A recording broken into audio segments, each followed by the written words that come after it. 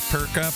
It's time to grab your board, swim out into the sea of ideas, and see if we can't catch a big wave. One of those pipelines starting to curl up on the horizon there. And we're also trying to make sure we don't catch anything else these days with Matt Hines.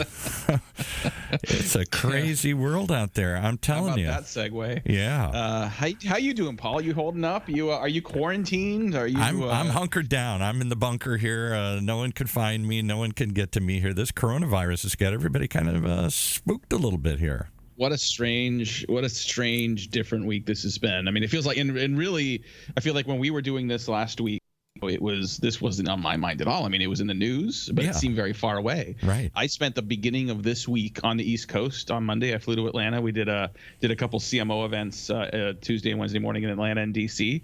Things seem fairly business as usual, except for the fact, you turn on the news. I'm sitting at the hotel bar catching up, and you look up on the news, and there's national news people standing in front of a nursing home that is in my hometown. I live in Kirkland, Washington. Oh my goodness, I didn't realize that. Oh my. So yikes. we are. I hate to use the word epicenter, but like you're people there, are freaking out. Yeah. It's a really, really big deal. So it was very surreal to see that. I'll give you a different take on it here too. So we're in Southern California, which they thought would be ground zero, and we had a couple of cases in Northern California, and a couple of deaths. But so far so good. It's they've had one or two cases in Orange County and one or two in LA County, but it's in San Diego. I don't know is reported, but they thought because of our tie to China and the Pacific Rim trade that we do, that we would be the first places this would hit. They didn't expect Kirkland, Washington, or some of these other places it's hitting here. So I think that threw people for a loop. And here I can just tell locally, it's a tale of two cities. To quote Charles Dickens, we like to use old literary references sometimes here. It is a tale of two cities. On the one hand, San Diego, Orange County, and LA County this week have all declared emergencies. Yeah. Wow, that wakes you up. And yet they're doing that as preparation to open up money and get people start thinking about it. So is it an emergency or is it a potential emergency? That's what we're all trying to evaluate here. And then what are the contingencies if it does turn into an emergency? They're asking people to stay at home and cancel events and whatnot. Do we have enough hospital beds? Do we have enough resources to take care of what could be a flood of people or what is hoped is not going to happen? I don't know. On the one hand, we're walking around like nothing's happened, and I hear people saying, it's just overblown and it's no big deal. And then on the other hand, they've declared emergencies. How do you reconcile those two things? I don't know. What's interesting is, we are recording this on a Thursday at 11:30 Pacific like we normally do. Right. And I know we have some people that are listening live. This is all happening to all of us real time, Thursday, March 5th. There are people that will probably hear this on the podcast, which probably won't be up for a couple of days. And as fast as things have moved, I mean, who knows what things are going to look like in a couple of days. Sitting here a week ago, it's in the news, but it doesn't feel like it's personally affecting us. Now, even just this work week, many of the typical spring marketing and sales conferences that a lot of people count on going to that are kind of a mainstay of the calendar, I mean, they're gone. Mm-hmm. I mean, what used to be the Marketo Summits, which is now part of Adome's event, which is like 20,000 people, canceled. There are 3 events by vendors that have become big parts of the trade show schedule that are just gone now. And look, I mean, practicing with an abundance of caution right now, I think is absolutely the right thing to do. Nobody wants to exacerbate a problem that may or may not sort of present itself anyway. Particularly if there have been deaths involved. I mean, this is not, on the one hand, it's a really bad case of the flu, apparently. But it can get out of control, go into your lungs. And for those who are older or have other or younger or just unlucky, apparently it can turn into a deadly thing, and we don't know how many and what percentage. It seems to be a small percentage, but any percentage is significant. This is potentially deadly. It doesn't matter. I mean, if people are dying, you got to take it seriously. And I, one more, quick comment, and I want to kind of slightly transition the conversation is the flu kills people every year. Yeah, right? We don't realize that. So you don't want to take that lightly either. I think part of what I've seen, and I think Bill Gates had, if you haven't read it yet, he had a really good blog post about this over the weekend where he says, listen, we don't have a cure for the flu, for just the normal annual influenza. This is an opportunity for us to get our arms around a different version of the flu that we don't want to become the same thing. We can't afford to have multiple versions of the flu that we can't solve for, that every year come back and every year kill more people. And this is an opportunity for us to nip it in the bud. And I think it's an opportunity for us to prepare for things we don't often want to think about. The hidden boogeymen in the dark, the next big pandemic or something that we think, wow, yeah, I got forever to plan for that. Even here, we're doing this show remotely, but we had a lot of people come in. I'm saying, hey, if you don't feel like coming in, don't come in. Businesses, I see people. We had the show host today. She was working for GM. She's working at home today here. More and more people are just taking that precaution and trying to have some plan in place. Should this get worse or should this ever recur, something like this?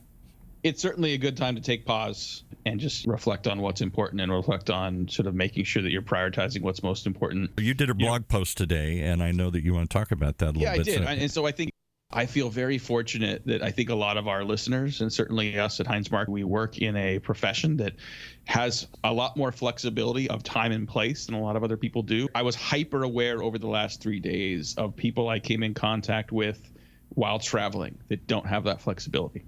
A conference gets canceled that 20,000 people are no longer going to go to Vegas to. And technically the content can be delivered online. It can be the formats like this and podcasts and webinars. Right. But then what about the shoe shine guy at the Mandalay Bay? Yeah. What about parking attendant? What about the barista at the airport? I was hyper aware the last few days of all the professionals, all the people, all the tradesmen and women that are doing their job, and they have to be to the airport to do it. They have to be at the casino to do it. They have to go to work. So I am humbled and hyper aware of how lucky I am to have a job that has more of that flexibility. I'm also hyper aware of the impact all of this could be. Like if all of these conferences are canceled and people rely on those for their income, even a short amount of time could have a pretty dramatic effect. But the pivot I want to make, and what we wrote about this morning, think about this. So, these conferences getting canceled, we're doing this under abundance of caution. And a lot of people that would have been there can now work from home. But there was a reason we were all going to go to this conference in the first place. Yeah. Right. There's a reason why people are putting them on. You got companies like Adobe and Outreach and Demandbase and others that were doing these conferences. They were producing these conferences to get their community, their tribe together. Right. And I think about how long it took us to get back to this conference mentality after the Great Recession. So many were canceled again for security, different kinds of security reasons. And it took us a while to sort of get back to, you've talked about it, are conferences out or are conferences in? No, there's a place for them, and we've kind of gotten back to conferences on a normal schedule. I don't know what this does just for this term or this year, but does it disrupt it going forward again? Well, I think the question we tried to address this morning is, I think a lot of people see value in those events. Like if it weren't for this virus, all of those events would still go on. Sure. People would go. People would be happy they went. People would see it was successful. What has changed is not the value of the event. What has changed is the venue. Right? We no longer have that event in Las Vegas in 3 weeks as a channel, but the value people wanted out of it still exists. And so for me, like part of what I was thinking about, okay, now we have all of a sudden we have a level playing field for attendees, for sponsors, for marketers, for suppliers, for producers of events. And so where normally people would look at that and say, okay, I think about this in terms of incremental versus exponential thinking. Normally people would look at this saying, okay, well, everybody's going to the show. All of our, we have to be there because everyone's be there. We have to be there because our competitors are there. So the incremental thinking is, how do we make our booth better this year? Like, how do we get more people to stop by our party? How do we stand apart from our competitors? That's incremental thinking, which you can apply in a lot of different capacities. Exponential thinking is, what if we just didn't go? Yeah. What if we didn't follow the crowd? What if we didn't do what everyone else did? What if we just didn't do events at all? How do we replace the value we need in our business somewhere else? So now this little coronavirus has forced our hand, right? Now those conferences don't exist. So you're not going to, you don't have a choice to go or not go. You're just not, you're not going to go. Right. So, but the people that wanted to attend are missing out on something. The people that wanted to sponsor are missing out on something. The people that produce the conference are going to miss out on something. So what was that? And how did you now use that? The last thing I want anyone to do is think about this as an opportunity. I've been really trying not to use that word this week because no one should be opportunistic when lives. But you got to be able to pivot quickly when market conditions change. That's just a fact, right? So I think this is a forcing function to exercise some exponential thinking that says, if we can no longer do this, what do we do? these companies that, it's interesting. I was this morning looking through the sponsor lists of the events that have been canceled, and most of these, we're 48 hours after all this happened. Right. So a lot of these conferences, their websites are still up, their sponsor lists are still up, and the money's already been spent. They already bought the booth. They already bought the materials. A lot of that is not refundable. They may put it in the closet. There are sunk costs all over the place, right? So that's an issue in and of itself. But there's money that was not spent that is already been recovered by not going, right? There's the travel costs, the hotel, food, lodging. There is effort that is still, let alone you now have your time back, right? Like, you're not going to have people on the road. You're not going to spend the next couple of weeks continuing to prepare for that.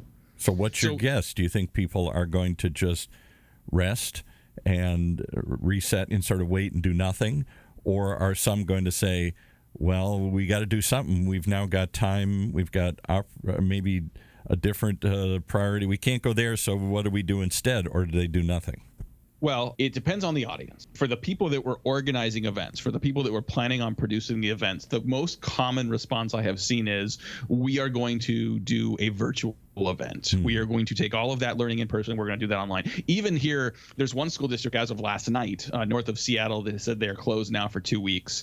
And they are now making online learning platforms available. They're taking curriculum, making that available online. So they're trying to replace some of that. From a legal standpoint, the state's still going to require 180 days of school. Yeah, right. But so if you're an organizer, you're saying, listen, I'm doing an event, I'll just do it online. I don't think that actually replaces what attendees want. No. And I know we got to take a break here in a second, but here's my point.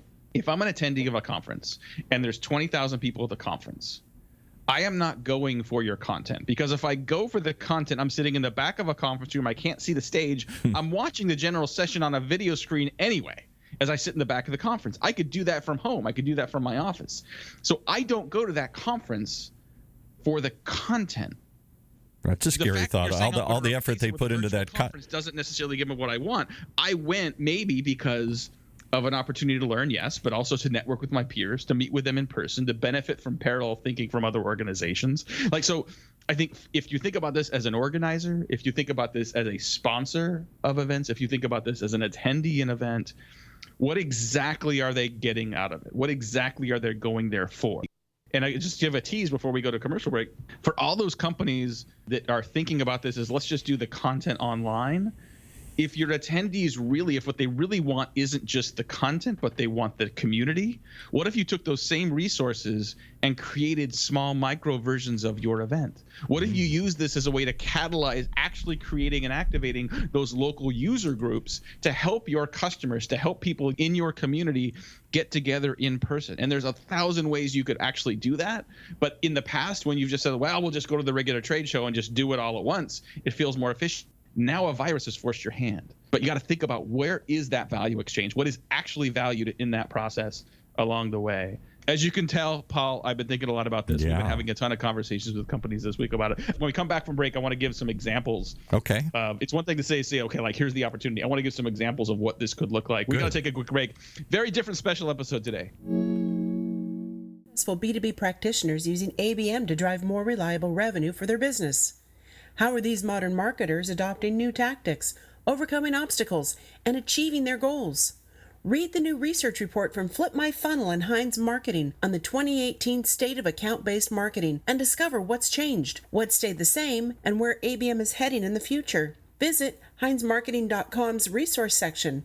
That's HEINZ marketing.com and the resource tab for your free copy today. How to overcome obstacles. That's what we're talking about today with Matt Heinz on a very serious episode, one that we're all going to look back later and wonder if we want to get a snapshot of what we were thinking or how we were feeling, or maybe this is the moment something changed in the way we do business. We're talking with Matt Heinz about the coronavirus and all the changes and obstacles have been thrown up as conferences have been closed. I'll make one point that I think you were alluding to. I don't think we think too often about the value of these conferences. We just go because we've always gone and everybody goes, and we see some value to it. We get some business. We can justify it. There's some ROI to it, but we don't think about why we go. And I think why we go is that press the flesh. And if suddenly pressing the flesh is frightening, that puts everything That puts everything in a different perspective here. It does. You got some natural forces that have sort of forced our hand into sort of thinking more broadly. It's amazing. This week I was in Atlanta and Washington, D.C. for the 5th and 6th leg of a CMO breakfast series we've been doing with Sixth Sense, a partner. And part of what we've been doing is, they did a conference in December that was called Breakthrough. Mm-hmm. And so we said, okay, let's help people do some breakthrough thinking. And so their language, which I think worked really well, is like, how do you create breakthrough thinking in your organization to do something special, unique, and better? And so the language I've been using is really more around sort of this incremental versus exponential thinking. And until this week, the breakfasts we've been doing, like the scenario we've given people has been around generating leads. The incremental thinking is, how do we get more people to respond to our emails? How do we get more people to fill out our landing page forms? The exponential question is, what if we eliminated leads altogether? Yeah. What if you joined a new company and you're running marketing? And what if your new CEO, what if she came to you on the first day and says, I am eliminating MQLs. I'm eliminating marketing qualified leads from our model, from our lexicon. I don't believe in it. I think they're counterproductive. Now what do you do? Yeah, right. Right. And so that's the conversation we're going to have. A new organization and a new leader. She's the forcing function to make you do that. Yesterday in DC, we decided to just do an immediate pivot. So let's make the exponential breakthrough question, what if you decided not to do trade shows this year? Yeah, exactly. Which all of a sudden is a real question, because I mentioned earlier all these different sponsor lists. There are companies that are on every one of these lists that are heavily invested in trade shows this year as part of their budget, as part of where their team is focused, as part of where they're expecting their marketing ROI to come from. It's gone. So what do you do, right? So here's some examples of some things that I've been thinking about, like just based on conversations with clients that are struggling with this, that are losing sleep over this, as suppliers, as sponsors, as producers of these events. Like, could some of those trade show resources that you just always feel like you've had to devote there, could those be redeployed into other channels, into digital prospect experiences, into sales enablement efforts to help your field sales directly connect and have those direct conversations with people? Could you convert a mass scale event into local in-market events that may be smaller but could have a more direct, lasting impact on your target account? Like, I mentioned earlier before we left, like, could you organize your customers and industry community into local user groups to replicate part of the community building that's happening at large events that may have been lost? Perhaps those actually end up including eventually sort of an online community. Maybe it starts as people are, like, especially in Seattle, if you're saying, listen, for March, I'm not going anywhere. Start it with an online community, start it with a Slack channel, start it with some other format that is sponsored and maybe even underwritten by your firm, that may very well be led by a member of the community. It could be a peer-to-peer organization at a local level where you as the sponsor, where you as the provider of tools that community uses is giving them guidance and resources and donuts and whatever else they need to do it. You know how you're in a relationship and you're like, this is fine, and you justify everything, and then all of a sudden you're out of the relationship, you're like, well, I'm really glad that's gone because that didn't work as well as I thought it did, right? And so, like, if you think about a trade show and you think you got your booth and you're doing badge scans, well, you're just counting on the random person coming by your booth and hoping that the right person comes by. And so that person in a complex buying process is one member of many in the buying committee. There's usually an arbitrary definition or response to, are they qualified? Like, should we follow up with them? Are they a sales lead? So the usual random badge scans with the subjective, are they qualified guessing, could be converted into an investment in actual intelligence, actual intent data on the broader account and buying committee, not just who stopped by the booth. I don't expect in this show, and maybe in the 5 minutes we have left here, we're going to have the answers. But I guess what I want to do, what I wanted to do with the blog post, I want to do here as well, is nature has forced our hand. We got to figure out how to keep our community safe and keep ourselves safe. That's the immediate top priority. Absolutely. But we also still have to run a business. We still have to generate results. We still have to create value for our audience. And whether your new CEO tells you your MQLs no longer exist, or whether a virus tells you your trade show schedule no longer exists, what would you do differently? The other piece of this that I've related to exponential thinking, I see some companies in their all hands meetings will proactively develop these scenarios that can sometimes feel theoretical. But I'll guarantee you, if I told you to create a list of theoretical things for us, a list of what ifs for us to practice some exponential thinking, if 4 months ago you would have done that, one of those it'll never happen, but what if scenarios might have been, what if a global pandemic cancels all group gatherings? Right. So it's like wargaming almost. You know, that's what they do in the military, in the Pentagon all the time, these what if scenarios, and they run them through and they try and come up with some idea of what could we do. I know this will never happen, but what if XYZ Martians landed and, we had to do this, or something more practical than that. I don't think businesses run war games. I don't think we like what-if scenarios. We don't like uncertainties. That's too negative. I don't want to think about that. Somehow you're going to don't put that out in the universe. It might actually happen if you start thinking about it. I think that may be the ultimate change that comes out of this. We're going to have to prepare more for those what-if scenarios. We've seen two in my lifetime here, in recent lifetime. We never thought we'd see the Great Meltdown. Almost like the Great Depression that changed and scarred my father's World War II generation so deeply and changed the way they lived their whole lives. And my dad would never carry credit card debt. He always paid everything off. He was always afraid of the next collapse, having been scarred by that as a kid and seeing people lined up in the streets. I think our children have been scarred by watching us suffer through the Great Recession. Many were saying, screw it, I'm not going to have a house. Too many people lost their houses. I'm going to do something different, or I'm not going to put the priority in the house. So you think, well, that's a black swan event. Never happen again. Once in a lifetime. We're seeing too many once in a lifetime things. I think we got to start playing these what-if scenarios, even if we don't like thinking about them. And the advantage of having those hypothetical conversations is that even if that never happens, like even if a global pandemic didn't shut down all the events, even if, another scenario sometimes we'll say is like, your CEO may ban MQLs, or privacy laws may ban unsolicited email. A lot of people think unsolicited email in the U.S., you can still send it as long as you put an unsubscribe link, right? But it could be, if the U.S. eventually nationally adopts European rules, what 95% of B2B companies do may become illegal. Yeah, right. And if that were to happen, what would you do? And so you have a couple choices. You can think about that now and figure out how would you react to that, and what of those things should you put in place now? Or you can just wait until it happens. Right. And then try and figure it out. And then have to scramble. So I'll give you a couple other examples of the kind of what-if scenarios we live in. I live in Southern California, the big one, the earthquake. It's been predicted since I was a little kid. And yet some of us have a little bit. We try and have some water, emergency kit, but most of us, I don't think, are really that prepared. We are building-wise. We've changed our building codes dramatically. But in terms of your business operation, what if tomorrow you couldn't get to work? What if your business is shut down for a week, for longer, the building collapse, something like that? I think we just play chicken little. We stick our head in the sand and we say, I hope. I don't want to think about that. Or worse things, electromagnetic pulse hits and knocks out all the communication satellites, or knocks out the internet, or the grid goes down for a week, or your site goes down for a week.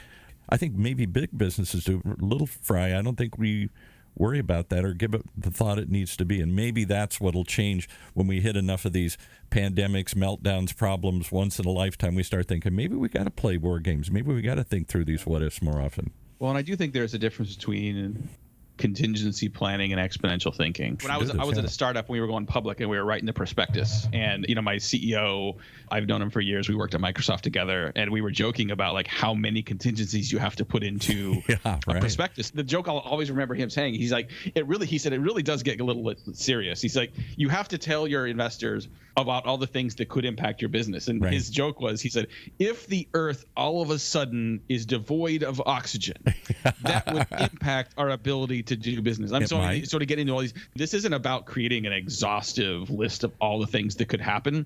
I remember there was an SNL skit years ago too. It was someone playing Tom Brokaw, and he wanted to go on vacation, and so the skit was they made him read all of the headlines that could possibly happen and just record them. The lesson is that I think to occasionally think outside the box, to force yourself to think if certain known expectations were gone, if certain things you relied on, certain things you took for granted, if certain things in the status quo were no longer relevant, were no longer there, were no longer important, how would that change what you do business? And the answer to that question, maybe it wouldn't change anything.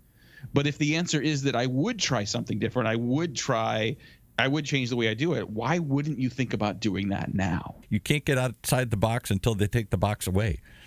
And then you're forced to do something. And that's, it's safe for us to continue to stay in the box, be where we are, right? And so I think it's an opportunity we always have. It's made me think about it the last week or so at all. Listen, I know we're out of time. No matter when you're listening to this, whether you're listening to this live, or you're listening to this on the podcast, or hell, you might be listening to us a year from now. Stay safe. Hug your kids. Tell people in your family and your friends, tell them that you care about them, that you love them, and what they mean to you. Prioritize yourself. your safety, your family's safety. But it gives us lots of things of food for thought as well. Well, Paul, this has been fun. I appreciate you being able to pivot for us. I wanted to have this conversation anyway. We had a last-minute guest cancellation this morning, so it was a great opportunity to replace the content we had planned for today. Thank you, everyone, for listening today. I know we're out of time. For my great producer, Paul, this is Matt Hines. Thank you for listening to another episode of Sales Pipeline Radio. And with that, we wrap up another episode of Sales Pipeline Radio right here on the Funnel Radio channel for at-work listeners like you.